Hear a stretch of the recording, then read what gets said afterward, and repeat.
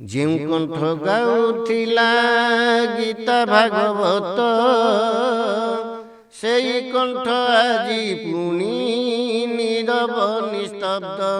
ହେ ଚକାଖି ରହିବୁ କି ସାକ୍ଷୀ, ଏବେ ମୋ ସଂସାର ତୋତେ ଲାଗିଲା କି?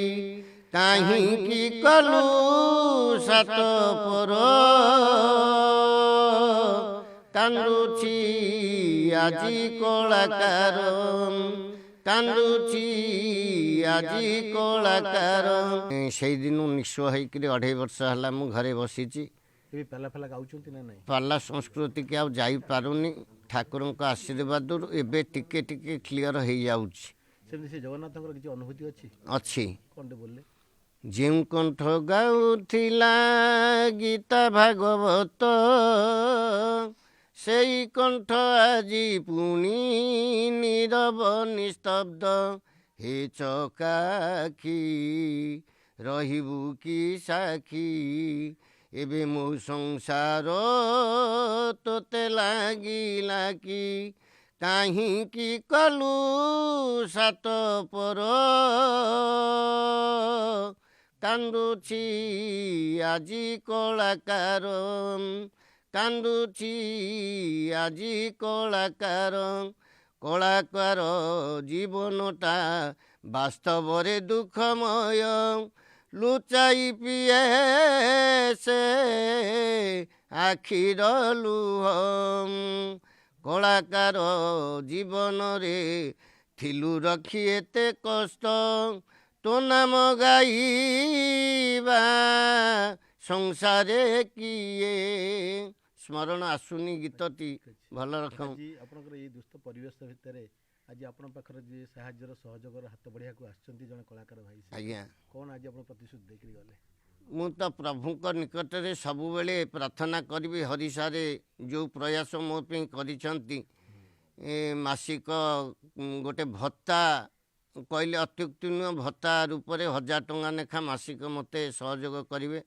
ଯାହା ହଉ ମେଡ଼ିସିନ ଇଞ୍ଜେକ୍ସନ କିଛି ମାତ୍ରାରେ ମୋର ବଞ୍ଚିଯିବ, ଉପଶମ ହେବ। ବିଲକୁଲ ନ ପାଇବା ଲୋକଟି, ଟଙ୍କାଟି ନ ପାଇବା ଲୋକଟି ଯେତେବେଳେ 1000 ଟଙ୍କା ପାଇବ, ଆପଣ ତ ଜାଣିପାରୁଥିବେ ତା ମୁଖରେ କେତେ ଜୋରେ ହସ ଫୁଟି ଉଠିବ। ମୁଁ ପ୍ରଭୁଙ୍କ ବିଶ୍ୱ ନିୟନ୍ତାଙ୍କ ନିକଟରେ ତାଙ୍କ ପାଇଁ ଅନନ୍ତ କୋଟି ଧନ୍ୟବାଦ ମୋ ଗଭୀରତମ ହୃଦୟରୁ ମୁଁ ତାଙ୍କୁ ଅର୍ପଣ କରୁଛି। ତଥା ବିଶ୍ୱପତିଙ୍କ ଚରଣ ତଳେ ମୁଁ ମଧ୍ୟ ପ୍ରାର୍ଥନା କରୁଛି, ହେ ବିଶ୍ୱପତି, ହରି ସାର୍ଙ୍କୁ ଆପଣ ଚିରଞ୍ଜୀବୀ କରିକି ବଞ୍ଚେଇ ରଖିଥାନ୍ତୁ। ଏମିତି କଳାକାର ମାନଙ୍କ ମୁଖରେ ସବୁଦିନ ପାଇଁ ସେମିତି ହସ ଫୁଟୁଥାଉ। ଆଚ୍ଛା, ଏଇ ବିଷୟରେ ଆପଣ ଯେତେବେଳେ ପ୍ରଶାସନିକ ସ୍ତରରେ କିଛି ସାହାଯ୍ୟ ସହଯୋଗ ପାଇଛନ୍ତି? ପ୍ରଶାସନିକ ସ୍ତରରେ ମୁଁ କିଛି ପାଇପାରିନି।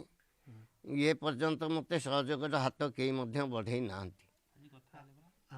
ଆଜି ଯେତେବେଳେ ସାର୍ ଏମ୍ସ ଡକ୍ଟର ସହିତ ଆଜି ହରିସାରେ କଥା ହେଇଛନ୍ତି ଏମ୍ସର ଜଣେ ପ୍ରଫେସରଙ୍କ ସାଙ୍ଗରେ, ମୋତେ ମଧ୍ୟ ନମ୍ବର ଦେଇଛନ୍ତି, ତାଙ୍କୁ ଯାଇ ଭେଟିବି।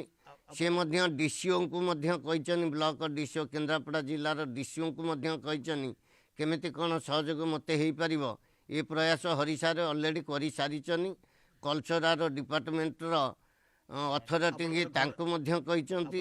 ଘର ଅଛି, ଚାଉଳ ମିଳୁଛି? ଏଇ ଘର ଭାଙ୍ଗି ଯିବା ପରେ ସେ କୋଠା ଘର କକାଙ୍କ ଘରେ ଯାଇକରି ମୁଁ ଥଇଥାନ ହେଇଛି। ହଁ, ଚାଉଳ ମିଳୁଛି, ରାସନ ଚାଉଳଟି ମିଳୁଛି। ଆପଣଙ୍କର card, Ayushman card? Ayushman card ଅଛି। ତା ଦେହରେ ଟ୍ରିଟମେଣ୍ଟ ହେଇଛନ୍ତି? ତା ଦେହରେ ଟ୍ରିଟମେଣ୍ଟ ହେଇନି, BSKY କାର୍ଡ଼ରେ ମୁଁ ଟ୍ରିଟମେଣ୍ଟ ହେଇଥିଲି। ଆଚ୍ଛା, ବର୍ତ୍ତମାନ ଅବସ୍ଥା କେମିତି କ'ଣ? ଆପଣ ବର୍ତ୍ତମାନ ଯାହା କଥା ଭଲକରି କହିପାରୁଛନ୍ତି, ଆସ୍ତେ ଆସ୍ତେ ରିକଭରି ହେଲେଣି? ଆସ୍ତେ ଆସ୍ତେ ରିକଭରି ନୁହଁ, ସେ ମାଂସ ପେଣ୍ଡୁଳାଟା ଅଧିକ ମାତ୍ରାରେ ପଡ଼ିଥିବାରୁ କଥା ବେଳେବେଳେ ଟିକେ ଅସ୍ପଷ୍ଟ ହେଉଛି। କିନ୍ତୁ ପ୍ରଭୁଙ୍କର ଗୁଣଗାନ କରିବା, ସଙ୍ଗୀତ ଗାଇବା, ଆଉ ପାଲା ଷ୍ଟେଜ୍ ଉପରେ ଚଢ଼ିଯିବା ପରେ କୁଣ୍ଡଳ ଚାମର ଧରିଲା ପରେ ପୁରା କ୍ଲିଅର ହେଇଯାଉଛି। ସେଠୁ ଖସିବା ଆସିବା ପରେ ପୁଣି ଯେଉଁ ଖନଖନକୁ ସେଇ ଖନଖନ।